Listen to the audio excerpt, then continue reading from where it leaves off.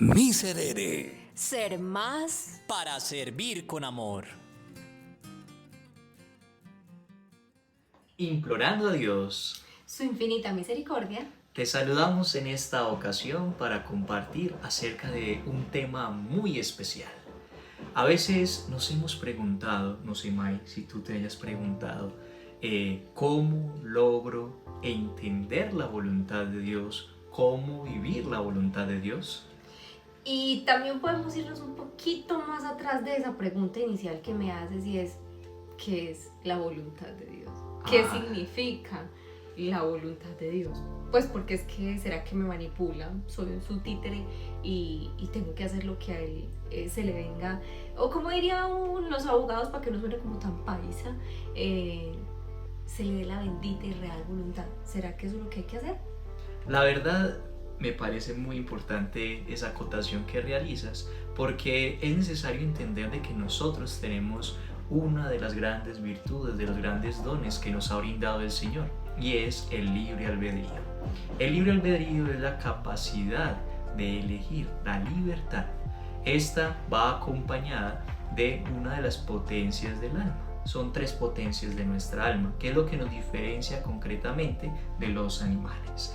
¿Cuáles son? La memoria, El entendimiento y la voluntad. La tercera, que es la voluntad, está muy relacionada estrechamente con el libre albedrío. Y esto es lo que nos permite ser libres y decir acojo o no acojo. Entonces, Dios no quiere que seamos títeres, porque de hecho, si así hubiese sido, no nos hubiese dado la libertad. Sería algo contradictorio. nos hubiera fabricado en serie. No, Él nos fabricó en serio. En serio. Sí, Él nos creó en serio, no en serio. No, en serio. Igualitos piensen, igualitos actúen, igualitos. Entonces, en vista de eso, es necesario que nosotros identifiquemos cuál es el propósito inicial de Dios al decirnos, conozcan, vivan mi voluntad. ¿Tú qué crees, Mai? Si somos libres, ¿cuál será el propósito de Dios? Hombre, que nosotros nos volvamos a reencontrar con Él y mientras eso sucede, pues que estemos tranquilos, en paz, felices. Esto me hace recordar una vez cuando yo estaba muy pequeña, como más o menos unos 8 años, mi mamá y yo estábamos esperando un bus, o como digan, esperando el bus en una autopista, y ella me dijo, Maydi, por favor, bájate de ahí. Yo estaba montada en el pasamanos de unas escaleras, porque era un puente pues que estaba ahí conectadito donde nosotros estábamos esperando el bus. Entonces yo estaba feliz deslizándome por ese tubito, y pues había probabilidad de que me volteara y me cayera. Entonces las mamás tenemos ese sexto sentido materno, y ella me dijo, Maydi, que te bajes, que te vas a caer. Ya me habló como seriecita y yo le dije, ma, yo no me caigo, ¿cierto? Entonces precisamente con eso que tú me preguntas, ¿qué querrá el Señor para nuestra vida? Es precisamente eso, que no nos hagamos daño, que escuchemos su voz, porque pues ningún ser como Él, que es quien nos creó, va a querer algo malo para nosotros, va a querer, por el contrario, lo mejor para nuestra vida, para la salvación de nuestra alma. Y ese querer que no nos hagamos daño, que estemos bien, lo podemos traducir en una palabra. Dios quiere que seamos libres. ¿Por qué? Pero venga, no soy libre yo sabiendo qué puedo decir. Realmente somos libres en esa esencia. Pero ¿qué pasa? Nosotros nos volvemos esclavos. Somos esclavos de nuestras decisiones. Somos esclavos de nuestros caprichos. Somos esclavos de nuestro propio querer. Dios quiere que tú y yo seamos libres. Y ser libre implica el que nosotros siempre busquemos hacer el bien, no porque nos toque, sino porque nace del corazón. Es algo implícito que hay en nuestro interior. Eso es lo primero que Dios quiere, que tú seas libre, que yo sea libre.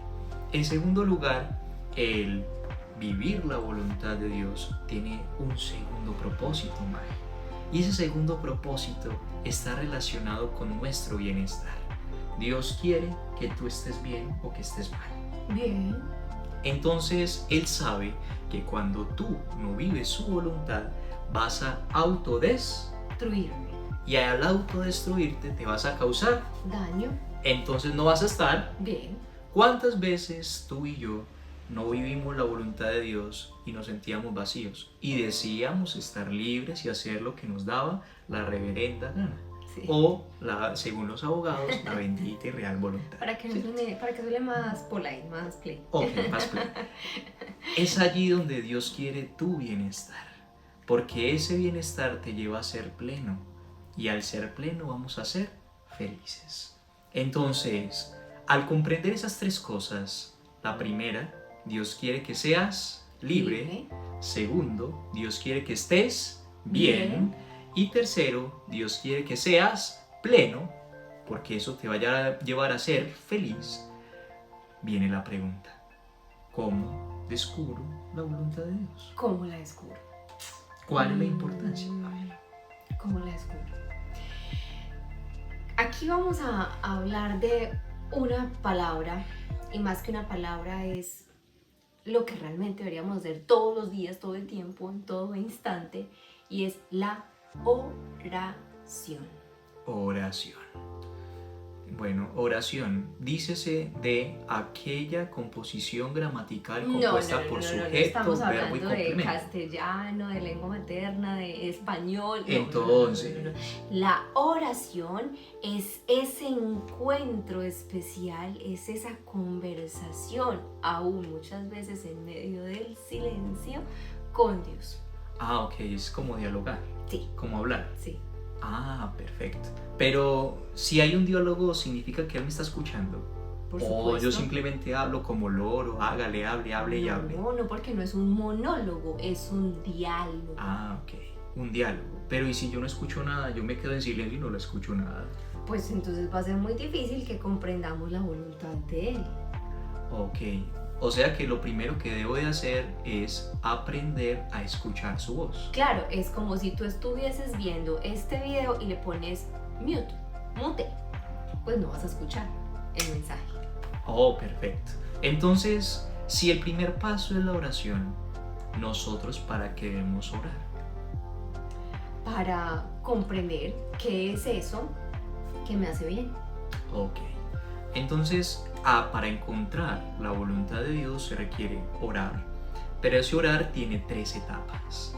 Primera, orar para tener ganas de conocer la voluntad de Dios. Hay una oración, yo creo que te la he compartido, yo la he hecho en esos momentos en que me he sentido como triste, y es: Señor, dame ganas de tener ganas de seguirte, porque a veces ni ganas tengo. Es una bonita oración. Parece un trabalenguas, sí, pero dame ganas de tener ganas de seguirte, porque a veces ni ganas tengo. Entonces, lo primero es orar para tener ganas de conocer la voluntad de Dios. Segundo, hay que orar ¿para qué, May? Para poder conocer. Ok. Si ya le pedimos ganas, ahorita hay que conocer su voluntad. Y conocer su voluntad a veces no es fácil, porque es... A veces yo diría que la mayoría de las veces, bueno, como sí, es que es 100%, 99.5. Es que es un tanto contraria a nuestro propio querer. Sí, claro. Pero Él nos dice: venga, ¿qué dices en el Padre Nuestro? Hágase tu voluntad en la tierra como en el cielo. Entonces, si yo quiero tu bien, ¿por qué quieres hacer tu propia voluntad? Un ejemplo muy sencillo y corto de eso, ¿cuál sería? Digamos que yo tengo a un familiar, bueno, pongamos en el caso de mi madre, está muy enferma y hospitalizada. Yo me voy para el templo o en mi casa, hago un momento de oración y le digo: Señor, por favor, que mi mamá se sane, y si no, que se haga tu voluntad. Entonces es como si estuviésemos hablando de que la respuesta en sí puede ser la muerte. Ah, ok, o sea, la voluntad de Dios sería que muriera. Que muriera. Entonces ahí nosotros no somos libres. El ideal de conocer la voluntad de Dios es: Señor, hágase tu voluntad en mi madre. Y la voluntad de Él en tu madre, o en este caso en mi madre, ¿cuál sería? O que ella se cura, o en su defecto, que ella muere y parte a su presencia. Y en cualquiera de las dos, yo debo de estar dispuesto a acogerla con amor. Es así como tenemos primero las ganas de conocer la voluntad de Dios.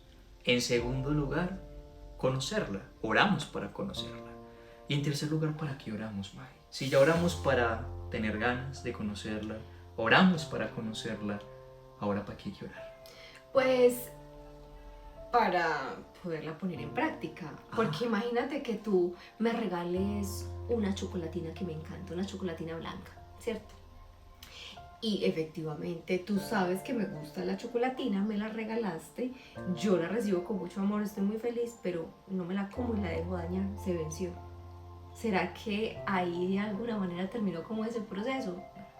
Es decir, el hacer, el poner en práctica, el llevar a cabo esa voluntad es como comerse la chocolatina, ¿cierto? Es degustarla, es saborearla, para poder entonces saber que eso, alguna cosa le va a suceder al cuerpecito, en el caso de la chocolatina, y por supuesto con la voluntad del Señor, muy gran efecto le va a hacer al alma.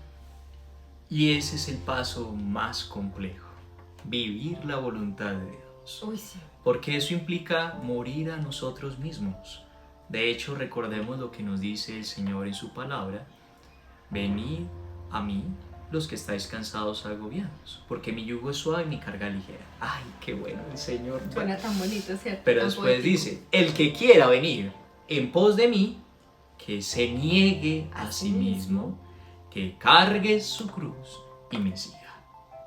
Lo más difícil es sepultar nuestra soberbia, nuestro propio egoísmo, porque de esa manera podemos vencer nuestra voluntad para vivir la voluntad de Dios.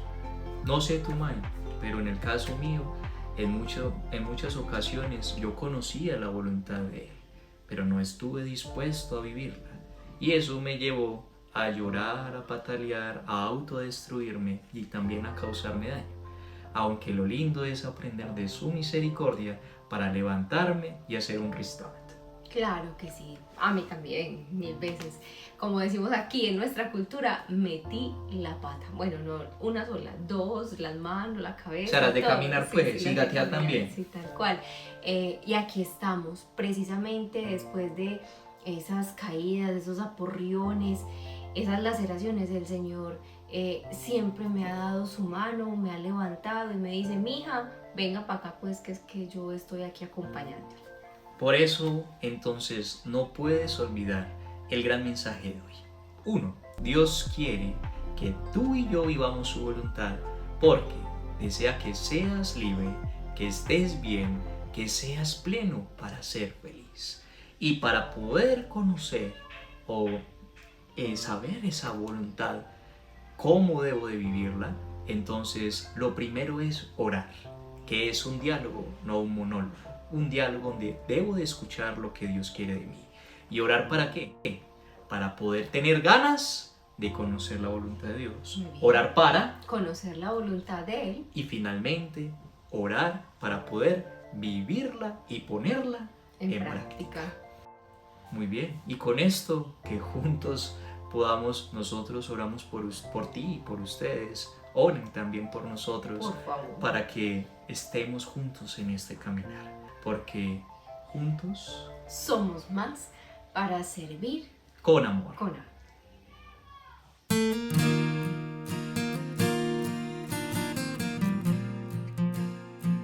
Miserere. Ser más Para servir con amor.